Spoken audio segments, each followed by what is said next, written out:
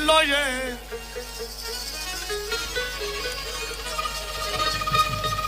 গুরু গো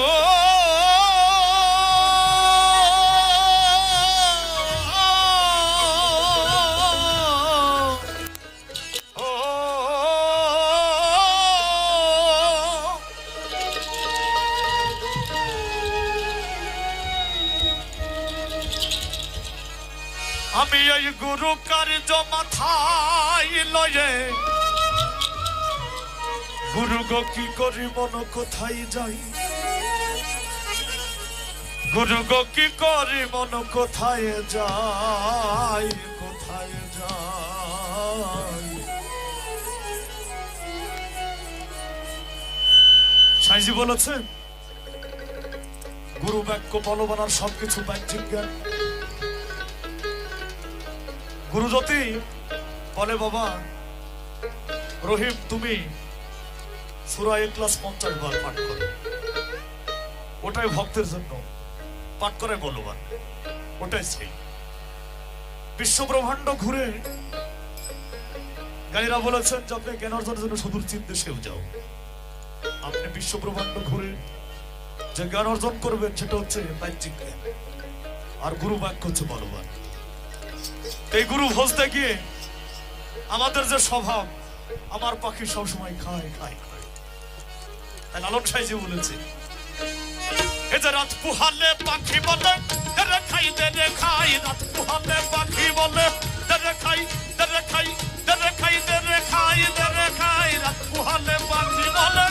রে খাই রে খাই রে খাই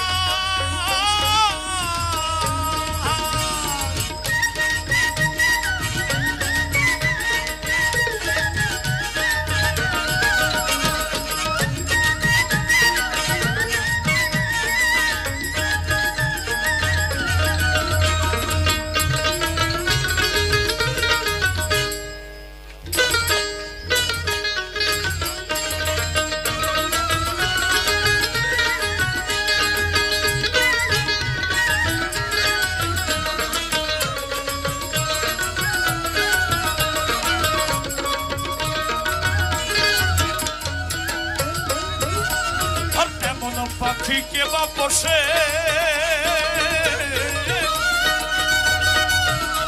পাখি খেতে চায় সাগর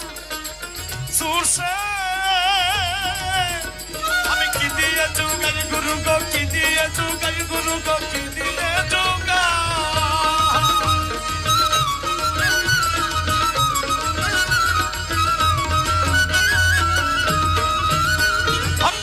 পাখিকে বা বসে পাখি খেতে চাই সাগর সুরসে আমি কি দিয়ে যুগাই গুরু গো কি দিয়ে যুগাই গুরু গো কি দিয়ে যুগাই আমার বুদ্ধি গেল শুদ্ধি গেল আমার বুদ্ধি গেল শুদ্ধি গেল সার হলো রে পেটুকসাই গুরু গো ও গুরু সার হলো রে পেটুকসাই পেটুকসাই রাত পুহালে পাখি বলে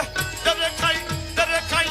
রে খাই রে খাই রাত পুহালে পাখি বলে রে খাই রে খাই রে খাই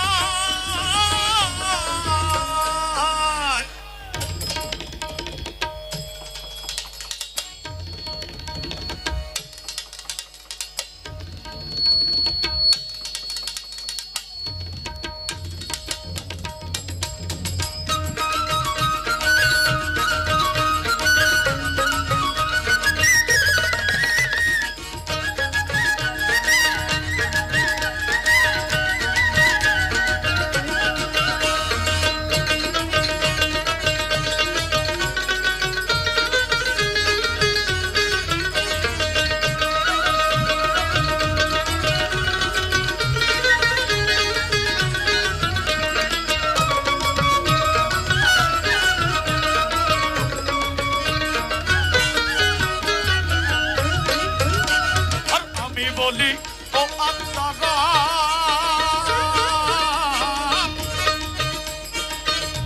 পাখি মুখে লৌরে আল্লাহর নাম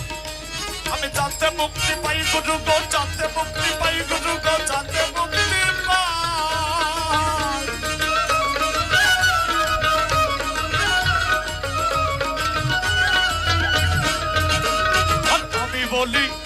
আত্মারাম পাখি মুখে লাউরে আল্লাহর নাম আমি যাতে মুক্তি পাই গুরু গো যাতে মুক্তি পাই গুরু গো যাতে মুক্তি পাই পাখি ওই নামেতে হয় না রত ওই নামেতে হয় না রত খাবো খাবো রব সদাই ও গুরু খাবো খাবো রব সদাই রাত পুহালে পাখি বলে রে খাই রে খাই রে খাই রে খাই রাত পুহালে পাখি বলে রে খাই রে খাই রে খাই